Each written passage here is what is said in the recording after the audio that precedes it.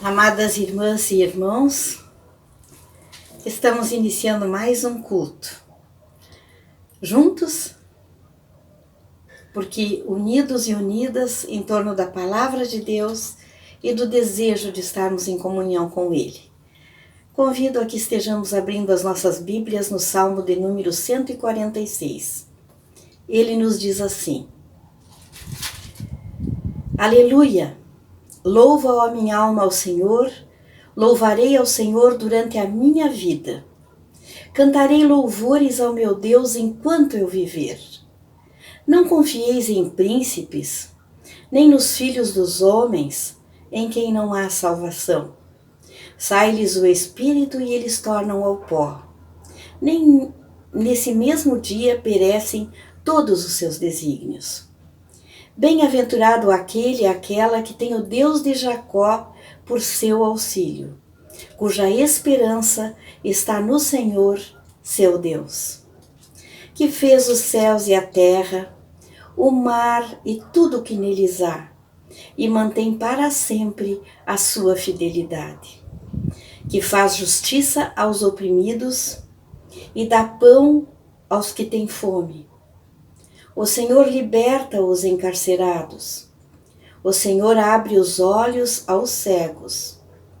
O Senhor levanta os abatidos. O Senhor ama os justos.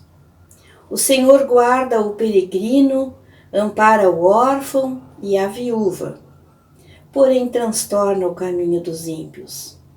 O Senhor reina para sempre.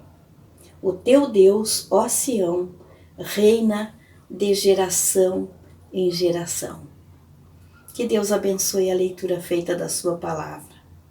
Senhor nosso Deus, nosso Pai querido, estamos na tua presença, Senhor. É domingo, é dia de nos achegarmos como família e família da fé até o teu trono de graça. Estamos diante de ti, te adorando, Senhor, manifestando nosso amor para contigo, o nosso desejo de te servir. Venhas ao encontro dos nossos corações, dando-nos da paz que nós necessitamos, dando-nos da alegria que necessitamos e também orientando-nos para a realização da tua obra. Queremos caminhar contigo. Desejamos, ó Pai, obedecer a tua palavra. E também desejamos, e muito profundamente e sinceramente, que tu estejas sempre guiando os nossos passos e aplacando as dores dos nossos corações. Nós te pedimos e tudo te agradecemos, Senhor. Venhas estar conosco neste culto. Em nome de Jesus. Amém.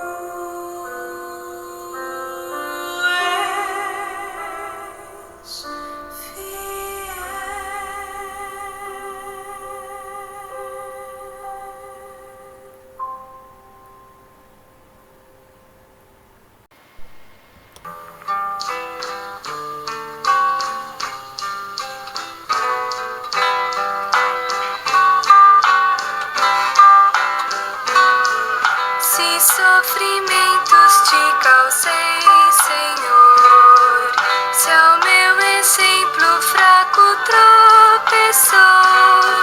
Se em teus caminhos eu não quis andar, perdão, Senhor. Se vão e fútil foi o meu falar, se ao meu irmão não demonstrei amor, se ao sofredor não estendi a mão, perdão, Senhor. Se indiferente foi o meu viver, tranquilo e calmo sem lutar por ti, devendo estar bem firme no labor, perdão, Senhor.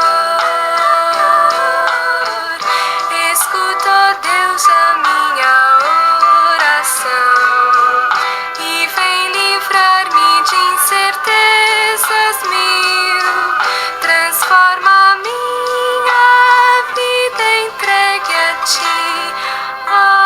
Amém, Senhor.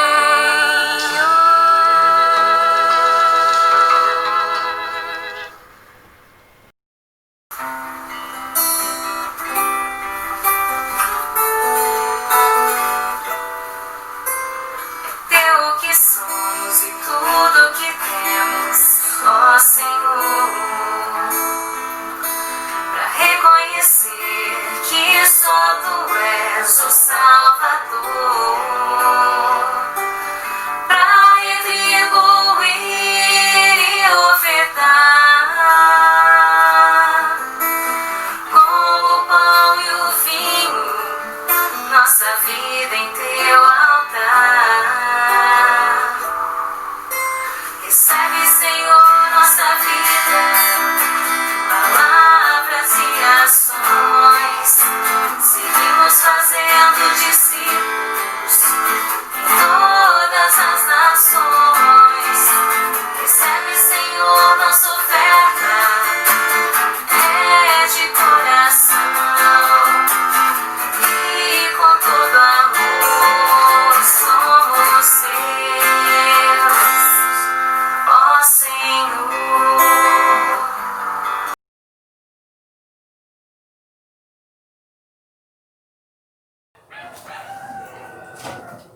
Amadas irmãs e irmãos, nós vamos ler neste momento o texto que se encontra na Epístola de Paulo aos Romanos, capítulo 16, versos de 1 e 2, que diz o seguinte: Paulo recomenda a Febe. Recomendo-vos a nossa irmã Febe, que está servindo a igreja de Cencreia, para que a recebais no Senhor, como convém aos santos, e a ajudeis em tudo o que de vós vier a precisar, porque tem sido protetora de muitos, e de mim inclusive. Que Deus abençoe a leitura feita da sua palavra. Apenas 2 versículos que estão a nos falar sobre uma pessoa chamada Febe, que inspira muito as nossas vidas na medida que a gente reflete sobre o significado da vida dela a partir das palavras do apóstolo Paulo. Nós vemos que Febe é de Cencreia. E o que nós sabemos sobre Cencreia? Um porto marítimo localizado na região metropolitana de Corinto. Um ancoradouro de grandes navios, agitado e abastado, recebendo navios de várias nações. As deusas Íris e Afrodite eram consideradas as padroeiras dos marinheiros. E ali naquele lugar, essa mulher vivia, ela participava na comunidade de Cencreia e ela foi designada pelo apóstolo Paulo para viajar até Roma, levando a sua carta aos romanos. Essa carta de Paulo aos Romanos é considerada um documento importantíssimo do Novo Testamento para a sistematização da teologia e da doutrina cristã. Então, um documento muito importante que ela carregou nas dobras das suas vestes, viajando para Roma. O que o apóstolo Paulo fala sobre a Febe? Primeiro, ele chama de irmã. E para nós isso é muito familiar, porque a gente costuma chamar aqueles e aquelas que partilham da mesma fé e da mesma comunidade como irmãos e irmãs. Mas foi o apóstolo Paulo que pela primeira vez utilizou o termo, a expressão família de Deus. Nós podemos ler em Efésios 2,19 assim: assim já não sois estrangeiros e peregrinos, mas concidadãos dos santos, e sois família de Deus. Então, assim que o apóstolo Paulo designava a comunidade da fé, a comunidade cristã. E se somos família, somos irmãos e irmãs entre nós. É importante lembrar que John Wesley dizia que o cristianismo era uma religião solidária, não uma religião solitária. Então, o Senhor deseja que nós estejamos unidos e unidas na mesma fé e também no propósito de servir o Senhor da igreja. Juntos e juntas realizarmos a obra, de mãos dadas, não experimentando solidão, mas sendo comunidade ativa, dinâmica, parceira, solidária, generosa entre si e para além de si mesma. Então Febe era irmã, assim como nós somos irmãs e irmãos uns dos outros. O outro título que o apóstolo Paulo utiliza é que Febe, ela servindo a igreja de Cencreia, ela era diaconisa. E o termo diaconisa ou diácono leva ou carrega dentro de si dois significados importantes. Ou seja, diaconisa, diácono ou ministro, ministra. O que significa que Febe era aquela que cuidava, que servia a igreja de Cencreia, mas ela era ministra da palavra de Deus, encarregada do ensino e da pregação da palavra. É este o significado. Essa era a Febe, ministra da palavra de Deus. E por último, meus irmãos e irmãs, o apóstolo Paulo então chama Febe de aquela que era protetora, cuidadora das demais pessoas e dele inclusive. E o significado também que está embutido nesta expressão é aquele que é tão familiar a nós sobre o pastor e as suas ovelhas. O sentido do ser protetora está carregado dos aspectos de liderança e de cuidado.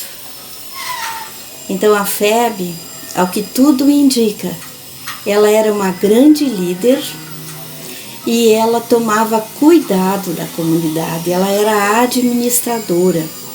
Alguns comentários dizem que Febe era funcionária do governo. Ela tinha um cargo importante e também era uma pessoa rica. E este perfil dela, muito parecido com a da Lídia, o perfil da Lídia, auxiliou na sua atuação, no seu trabalho e na sua importância junto da comunidade cristã naquele lugar ali, em Cencreia. Uma mulher diaconisa que servia, que supria com a pregação da palavra e o ensino e que era líder, uma grande líder a conduzir aquela comunidade. Isso tudo é muito bonito a respeito dela. Isto nos conforta muito e vem até nós a fim de que nós possamos pensar no nosso papel junto das nossas comunidades. A Febe venceu o obstáculo de uma cultura patriarcal e androcêntrica. Ela atuou na sua comunidade local, ela criou comunidade, ela administrou, ensinou e pregou. a despeito de todas as oposições e objeções da sua época. Ela não apenas ficou no lugar onde atuava, mas foi desafiada a andar, a viajar, a ir em um outro centro e um centro muito maior para realizar o propósito, para fazer aquilo que o apóstolo Paulo necessitava que ela fizesse. Ela foi encarregada de uma missão importantíssima e ela encarou, apesar das dificuldades. Então nós ficamos pensando sobre nós, hoje, nos dias de hoje, nos tempos atuais, dentro do nosso contexto cultural, da nossa formação, do lugar onde a nossa igreja se encontra. Qual o chamado que Deus tem para as nossas vidas? Qual o chamado do Senhor para o nosso viver e o viver da nossa comunidade? Nós temos um grande obstáculo. Nós vivemos hoje a cultura da morte. A cultura da morte em função da sede de poder e da sede de dinheiro. O teólogo católico Leonardo Boff já dizia que nós vivemos a ditadura do capital mediada pelos meios de comunicação. Então este é o grande contexto dentro do qual nós nos encontramos. E também nós temos vários interditos ao redor de nós, vários muros que nos impedem de avançar, vários impedimentos que fazem com que o avanço da história e da mensagem de Cristo se veja comprometido. E nós temos que pensar qual é a nossa atuação. Se nos acomodamos a uma piedade individualista ou se nós avançamos na pregação e na vivência de uma mensagem de amor, de justiça e de paz. Hoje nós enfrentamos o racismo, nós enfrentamos a homofobia, nós enfrentamos o sacrifício das crianças, a violência de toda a ordem, o falso cristianismo. São tantas as barreiras, o genocídio dos povos indígenas. São inúmeras as barreiras que nos cercam e que nós temos que transpor mediante uma palavra profética de denúncia de tudo aquilo que contraria a vontade do nosso Deus. É esse o chamado dele para a nossa vida. É este o desejo dele para aquilo que constitui o nosso propósito, o nosso compromisso para com os sinais do seu reino. Vamos pensar sobre isto. Os primeiros cristãos e primeiras cristãs enfrentaram muitas barreiras e corajosamente as venceram. Que nós possamos ter este propósito de onde estamos, como estamos, com os nossos dons, com a nossa potencialidade e até com as nossas limitações e fragilidades, mas que nós possamos ter fidelidade e compromisso, responsabilidade para com a pregação que é tão importante nas nossas vidas, a pregação do Evangelho. Que Deus nos abençoe, queridos irmãos e irmãs. Estejamos com Ele. Ele é a nossa força e a nossa alegria. Ele é a nossa esperança.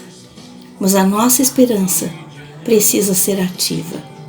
Não pode ser omissa. Em nome dEle. Amém.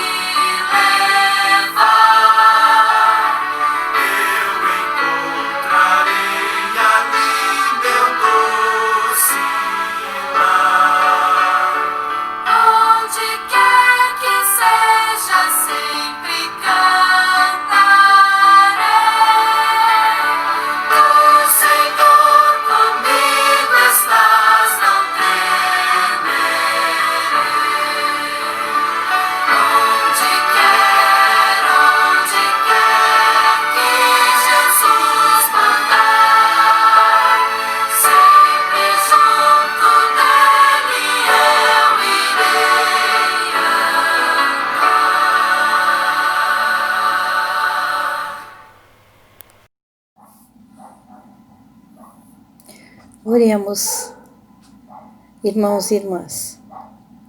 Deus, nosso Pai amado, graças te damos, ó Pai, pelo culto que tivemos, pelo momento de inspiração, de comunhão, de aproximação com a Tua Palavra e assistência do Teu Santo Espírito.